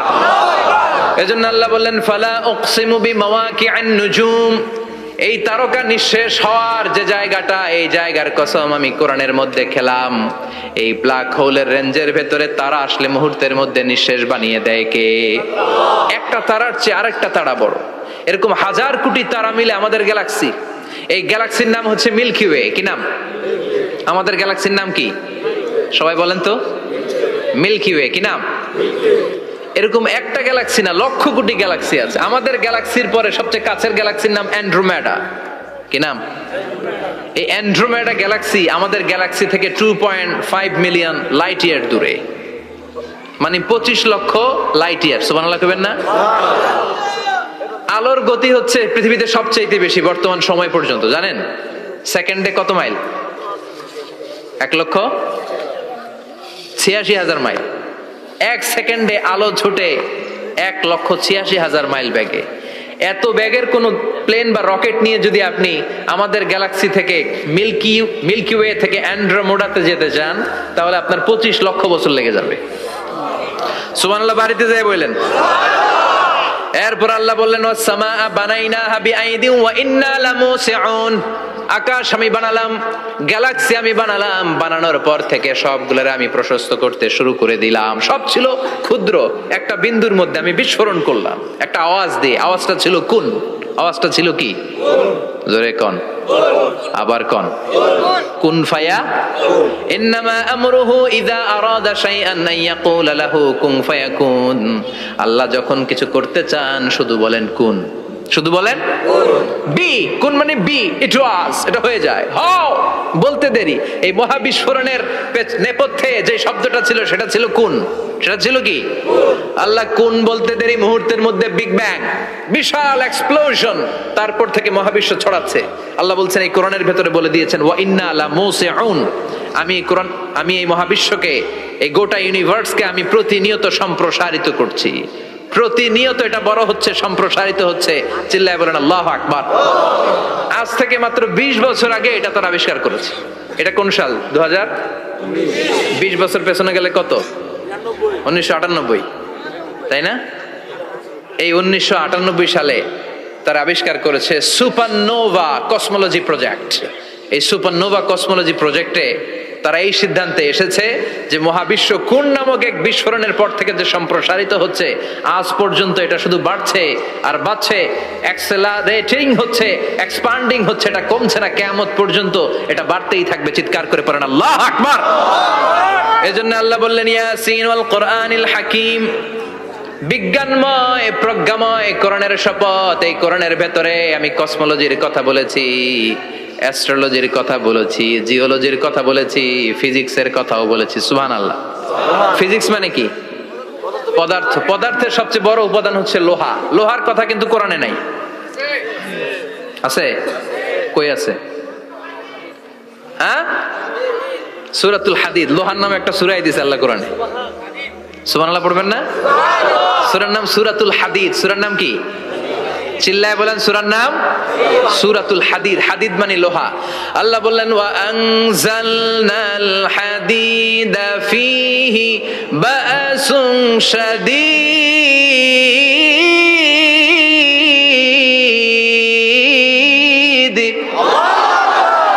ওয়া আনজালনাল হাদিদ ফীহি বা'সুন শাদীদ, আমি লোহা নাজিল করলাম আর লোহার ভেতরে আমি ভয়ঙ্কর শক্তি ঢুকাইয়া দিলাম। সুবহানাল্লাহ। ফীহি মানাফিউ লিন-নাস, লোহার ভেতরে মানুষের জন্য অনেক কল্যাণ আছে। সুবহানাল্লাহ। লোহা ছাড়া পৃথিবীতে কিছু হয়? আংটি বানাতে লোহার দরকার আছে না নাই? ঘড়ি বানাতে, গাড়ি বানাতে, বাড়ি বানাতে, মোবাইল বানাতে, হেলিকপ্টার, প্লেন, রকেট, মাইকের স্ট্যান্ড। সুবহানাল্লাহ কোন? এমন কোন জিনিস নাই যেটার মধ্যে লোহা লাগে না। এজন্য আল্লাহ বললেন এই লোহার নামে আমি একটা সূরা ডেডিকেট করলাম, ওয়া আনজালনাল হাদিদ ফীহি বা'সুন শাদীদ। আমি লোহাকে নাজিল করেছি। আল্লাহ বলেছেন, খেয়াল করে শব্দটা শুনেন, ওয়া আনজালনাল হাদিদ, আমি লোহাকে উপর থেকে নাজিল করেছি। কি করেছি? কথা বলেন। তার মানে লোহা পৃথিবীতে ছিল না, নাজিল করছে কে? আল্লাহ। লোহা পৃথিবীতে ছিল? পৃথিবীতে ছিল। পৃথিবীতে থাকলে নাজিল করবেন কেন? এই যে কোরআনটা পৃথিবীতে আগে ছিল, নাজিল করছে কে? আল্লাহ। কোন ফেরেশতাকে দিয়ে? সাইয়েদনা জিবরাইল। কোন নবীর উপর? বিশ্বনবী মুহাম্মদুর রাসূলুল্লাহ। আল্লাহু আকবার। তার মানে ওহী পৃথিবীতে ছিল না, আল্লাহ উপর থেকে নাজিল করেছেন। নুজুল মানে উপর থেকে নিচের দিকে আসা। এই নুজুল শব্দ ব্যবহার করে আল্লাহ বললেন ওয়া আনজালনাল হাদিদ, লোহাকে আমি নাজিল করেছি। তার মানে লোহা পৃথিবীর উপাদান নয়, লোহা এসেছে উপর থেকে। কোন সুবহানাল্লাহ। বিজ্ঞানীরা, পদার্থবিদ যারা গবেষণা করে এটাই পেয়েছেন, লোহা আসলে পৃথিবীর না। লোহা পৃথিবীতে উৎপাদন করা হয় নাই। লোহার যে মলিকিউল, অণু আছে, লোহার একটা অণু তৈরি করার মতো ক্ষমতা পৃথিবীর নাই। ইভেন এই সৌরজগতের কোনো কিছু নাই। সূর্যের তাপেও লোহা তৈরি হতে পারে। লোহার ছোট্ট একটা অণু তৈরি করতে কমপক্ষে 1 কোটি ডিগ্রি সেলসিয়াস তাপের প্রয়োজন হয়। তার মানে এটা পৃথিবীর কোনো উপাদান নয়, এটা আনজালনাল হাদিদ। আল্লাহ বলেন মহাবিস্ফোরণের কারণে গলিত অন্য কোন তারার ভেতর থেকে লোহার উপাদান আমি পৃথিবীর ভিতরে এনে ঢুকিয়ে দিয়েছি। তার মানে পদার্থের কথা কোরআনে আছে না নাই? সুবহানাল্লাহ কইবেন না? এরপরে বায়োলজির কথা আছে না নাই? বায়োলজিক্যাল অ্যাসপেক্ট অফ মাউন্টেন্স, কেমন করে পাহাড়ি রেঞ্জ তৈরি হলো, আছে না নাই? ওয়াজআলনাল জিবালা আওতাদা, পাহাড়কে আমি পেরেক মেরে দিয়েছি। ওমিয়া কাঠের ভেতরে যখন পেরেক মারেন, পেরেকের বেশিরভাগ অংশ কাঠের ভেতরে ঢুকে যায়, উপরে দেখা যায় সামান্য, ঠিক কিনা? তো লোহা যদি আল্লাহ পেরেক মারেন, উপরে যা দেখা যায় এটা সামান্য, আসল পাহাড় তো মাটির নিচে। সুবহানাল্লাহ কইবেন না? আসল পাহাড় কোথায়? পেরেক যদি কাঠের মধ্যে ঢুকিয়ে দেন, পুরো পেরেকটা কাঠে ঢুকে যায় না, উপরে দেখা যায় কদ্দুর? সামান্য। পাহাড়ের যা আপনি দেখেন এটা তো পেরেকের মাথা, পুরো পাহাড়টা আল্লাহ জামিনের ভেতরে গেড়ে দিয়েছেন। চিল্লায় পড়েন আল্লাহু আকবার। আবার আল্লাহ বললেন অমিনাল জিবালি জুদাদুম বিদু ওয়া হুমরুম মুখতালিফুন আলওয়ানু, আছে না নাই? ওয়া গারাবিবু সুদ, আল্লাহ বলেন নানা রঙের পাহাড় পর্বত মহাবিশ্বে আমি তৈরি করেছি। কোন পাহাড় হচ্ছে রক্তিম বর্ণের, কোন পাহাড়কে বানিয়েছি আমি কৃষ্ণ বর্ণের, কোন পাহাড়কে বানিয়েছি আমি শুভ্র বর্ণের, কোন পাহাড়ের রং কালো, কোনটা সাদা, কোনটা নীল, আছে না নাই? মহাবিশ্ব যখন তৈরি হয়েছে, পৃথিবীর মধ্যে 7টা টেকটনিক প্লেট তৈরি হয়েছে। 7 tectonic plates create the mountain range on earth. পৃথিবীতে এই পাহাড় তৈরির কারণ হচ্ছে 7টা প্লেট, এগুলোরে 7 টেকটনিক প্লেট বলে। এই প্লেটগুলোর কারণে পৃথিবীতে এই রং বেরঙের পাহাড় তৈরি হয়েছে। কত রঙের যে পাহাড় আছে, আরব বিশ্বে পাথরের পাহাড়, বাংলাদেশে মাটির পাহাড়, ব্রুনাই, সিঙ্গাপুর, ইন্দোনেশিয়াতে যদি যান আরেক ধরনের পাহাড়। চায়নার একটা শহর আছে গানজু সিটি, কি নাম? এই গানজু সিটিতে একটা পাহাড় আছে রেইনবো মাউন্টেন, ওখানে 7 রঙের পাহাড় পাওয়া যায় এক জায়গায়। সুবহানাল্লাহ কইবেন না? রেইনবো মানে কি? রংধনু। রংধনুর কয় রং? কথা কন। ছোটবেলা আমরা মুখস্থ রাখতাম বেনিয়া সহকলা, বেতে বেগুনি, নিতে নীল, আতে আসমানি, শতে সাদা, হতে হলুদ, কতে কালো, লাতে লাল। সুবহানাল্লাহ নাই? মনে রাখার কি অসাধারণ পদ্ধতি। তো এই রেইনবো মাউন্টেন, রংধনুর 7 রঙের পাহাড় এক জায়গায় পাওয়া যায়। এখানে সাদা পাহাড়, এখানে সবুজ পাহাড়, এখানে নীল পাহাড়, ওখানে লাল পাহাড়, এখানে কালো পাহাড়। এই চায়নার গানজু সিটিতে আল্লাহ তাআলা 7 রঙের পাহাড় এক জায়গায় রেখেছেন। চিৎকার করে বলেন আল্লাহু আকবার। তার মানে বায়োলজির কথাও কোরআনের ভেতরে আছে না নাই? এরপর আল্লাহ বললেন কেমন করে আকাশ থেকে আমি পানি নাজিল করে, এটাও কোরআনে আছে না নাই? আমরা ছোটবেলা পড়েছি ওয়াটার সাইকেল, হাইড্রোলজিক্যাল সাইকেল, কেমন করে সূর্যের তীব্র তাপ সাগর থেকে পানিকে জলীয় বাষ্প করে উপসে নেয়, উপরে নিয়ে সেটাকে পুঞ্জীভূত করে দেয়, ঘনীভূত করে দেয়, মেঘ হয়ে যায়, সেখান থেকে ঝিরিঝিরি ঝিরিঝিরি বৃষ্টি পড়ে, আছে না নাই? আর ওই বৃষ্টির গান আমরা গাই, এই বৃষ্টি ভেজা রাতে তুমি চলে যেও না। ওই বৃষ্টি পেয়ে আল্লাহর কাছে দোয়া করে না? বিশ্বনবী বলেন রহমতের বৃষ্টির নিচে দাঁড়িয়ে কেউ যদি হাত তুলে দোয়া করে, ওই দোয়া কবুল করে কে? আল্লাহ।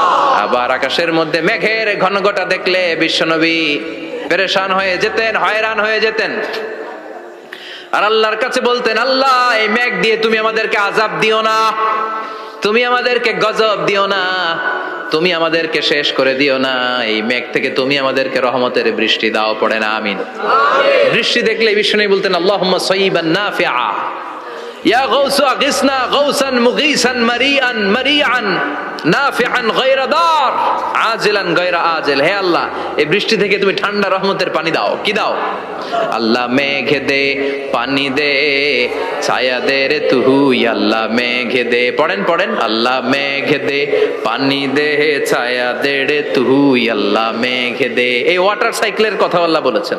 আলাম তারা আন্নাল্লাহ ইউসজি সাহাবান, কাফের নাস্তিক যেগুলো সমাজের আবর্জনা খড়কুটা, ওরা কি দেখে না কেমন করে আমি বাতাসকে জলীয় বাষ্প করে আকাশে তুলি, বায়ুমণ্ডলে নিয়ে যাই, সুম্মা ইউআল্লিফু বাইনাহুম, জলীয় বাষ্পগুলারে তখন আমি ঘনীভূত করি, সুম্মা ইয়াজআলুহু রুকামান, এরপরে আমি মেঘে পরিণত করি, ফাতারাল ওয়াদকা ইয়াখরুজু মিন খিলালিহি, তারপর মেঘের ভেতর থেকে ঝিরি ঝিরি ঝিরি ঝিরি বৃষ্টি নাজিল করে কে?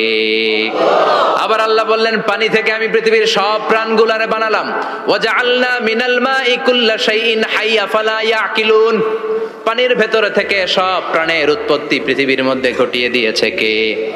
বিজ্ঞানীরা স্বীকার করেছে পৃথিবীতে যত প্রাণ পাওয়া যায়, যত প্রাণের ব্লুপ্রিন্ট পাওয়া যায়, সব এসেছে পানি থেকে। চিৎকার করে বলেন, কোত্থেকে? পানি নাই তো প্রাণ নাই, পানিও আছে প্রাণও আছে। কোন সুবহানাল্লাহ। বিজ্ঞানীদের ধারণা, তারা ধারণা করে বলেছে পৃথিবীর প্রথম প্রাণের নাম হচ্ছে অ্যামিবা। কি নাম? ওরা বলেছে এটা এককোষী জীব। It's a very small unicellular organism found ever in the world. পৃথিবীতে পাওয়া প্রথম এককোষী প্রাণীর নাম হচ্ছে অ্যামিবা। এটা এসেছে শৈবালের মতো, এরপরে জুপ্লাংটন, ফাইটোপ্লাংটন, ব্যাকটেরিও প্লাংটন, একটার পর একটা স্পিসিজ প্রজাতি পৃথিবীতে ডেভেলপ করেছে। কোন সুবহানাল্লাহ। এই পানির কথা কোরআনের ভেতরে বলে দিল কে? এজন্য আল্লাহ বললেন, ওয়াল কোরআনিল হাকিম, বিজ্ঞানময় কোরআনের শপথ। এই কোরআনটা বিজ্ঞানের ঠাসা। এই কোরআন আশ্চর্যের শেষ নাই। এই কোরআন কোনোদিন পুরাতন হয় না। এই কোরআনের ভেতরে আল্লাহ দিয়েছেন হেদায়েতের মশাল, আর কোরআনটাকে বানিয়েছেন বিজ্ঞানের সুউচ্চ মিনার। জোরে কোন সুবহানাল্লাহ। তার মানে কোরআনে আমরা কি পেলাম? দুধের কথা পেলাম, মধুর কথা পেলাম, কিভাবে ডায়েট করবেন সেটা আমরা পেলাম। আমরা কসমোলজি পেলাম, অ্যাস্ট্রোলজি পেলাম, বায়োলজি পেলাম, ফিজিক্স পেলাম, ওয়াটার সাইকেল পেলাম। এবার পাতালপুরীর কথার দরকার আছে না নাই? পৃথিবীর একেবারে গভীরতম গভীরে কি আছে? এটা কিন্তু কোরআনে নাই, আছে। পৃথিবীর মাঝখানে যে উত্তপ্ত লাভা আর আগুন, এটা আপনারা জানেন? পৃথিবীর উপর দিয়ে আমরা ঠান্ডা পৃথিবীতে ঘুরে বেড়াই, কিন্তু এর ভিতরে কিন্তু আগুন, লাভা। আল্লাহ কোরআনের মধ্যে ফুটন্ত টকবগে সাগরের কসম খেয়েছেন। আল্লাহ বলেছেন, ওয়াল বাহরিল মাসজুর।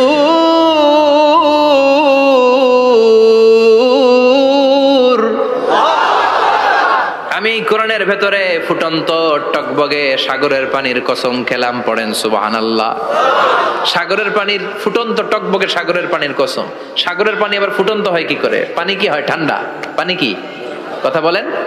আল্লাহ পৃথিবীর ভেতরকার কথা চিন্তা করে বলেছেন, ওয়াল বাহরিল মাসজুর। ইউনাইটেড স্টেটস অফ আমেরিকার নেভাল একাডেমির সায়েন্টিস্টরা এই আয়াতের উপর রিসার্চ করেছে যে সাগরের ভেতরে আবার এই ঠান্ডা পানির ভেতরে আবার উত্তপ্ত আগুনের লাভা আসলো কোত্থেকে। রিসার্চ করার জন্য তারা সাগরের ভেতরে পাইপ ঢুকিয়েছে। পাইপ ঢুকাতে ঢুকাতে অনেকগুলো লেয়ার তারা পার করেছে। রূপান্তর শিলার স্তর, পাললিক শিলার স্তর, আগ্নেয়গিরির শিলার স্তর, মার্বেল পাথরের অনেকগুলো শিলার স্তর পেরিয়ে যাওয়ার পরে তারা পাইপ ঢুকানোর পরে দেখতে পেয়েছে পাইপগুলো গলে যায়। পাইপগুলো কি হয়? তার মানে ভিতরে কি আছে? গত কয়েক মাস আগে জাপানে কিছু জিওলজিস্ট, ভূতত্ত্ববিদ, তারা গবেষণা করে পৃথিবীর এক মাথা থেকে আরেক মাথায় যেতে চাচ্ছে, মানে প্রতিপাদ স্থান। বাংলাদেশের এখান থেকে ছিদ্র করলে আপনি দক্ষিণ আমেরিকার চিলির সান্টিয়াগোতে যেয়ে উঠবেন। কথা বুঝতে পেরেছেন? তার মানে বাংলাদেশের প্রতিপাদ স্থান হচ্ছে দক্ষিণ সাউথ আমেরিকার চিলির সান্টিয়াগো। আবার ইন্ডিয়া থেকে ছিদ্র করতে করতে পৃথিবীর আরেক মাথা দিয়ে উঠবেন। সুবহানাল্লাহ বলেন।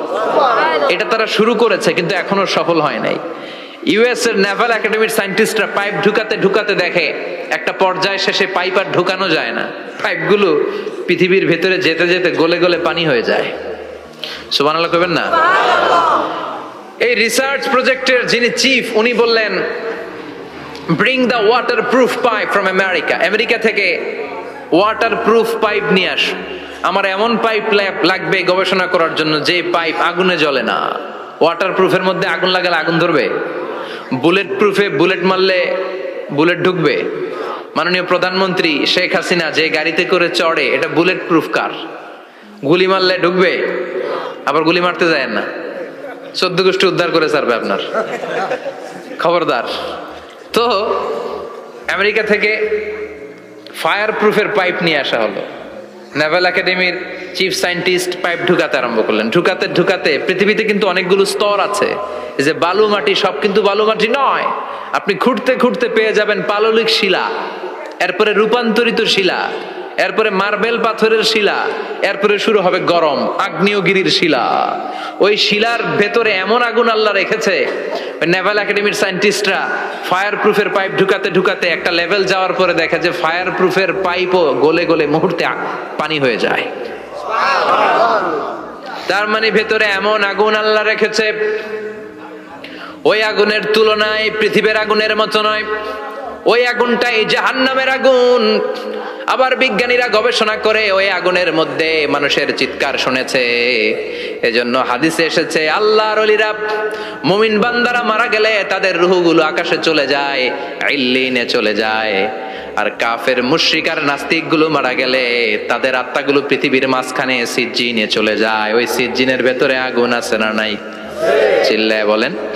তার মানে পাতালপুরীর কথাও আছে, সাগরের কথাও আছে, আকাশের কথাও আছে। কেমন করে দুনিয়াতে আমরা আসলাম সেটাও আছে। এমব্রয়োলজি, ভ্রূণ তত্ত্বের কথা কোরআনে আছে না নাই? পৃথিবীতে আল্লাহ কয়েক সিস্টেমে মানুষ বানালেন। সৈয়দনা আদমকে বানালেন, মাও নাই বাবাও নাই। সৈয়দনা আদম আলাইহিস সালামের বাবার নাম কি? মায়ের নাম কি? মাও নাই বাবাও নাই। আবার সৈয়দনা ঈসা আলাইহিস সালামকে আল্লাহ তৈরি করলেন, শুধু মা আছে বাবা নাই। আবার আমাদের সবাইকে আল্লাহ বানালেন, মাও আছে বাবাও আছে, ঠিক কিনা? এরপরে ছোট্ট এক ফোঁটা নাপাক থেকে আল্লাহ আমাদেরকে বানালেন।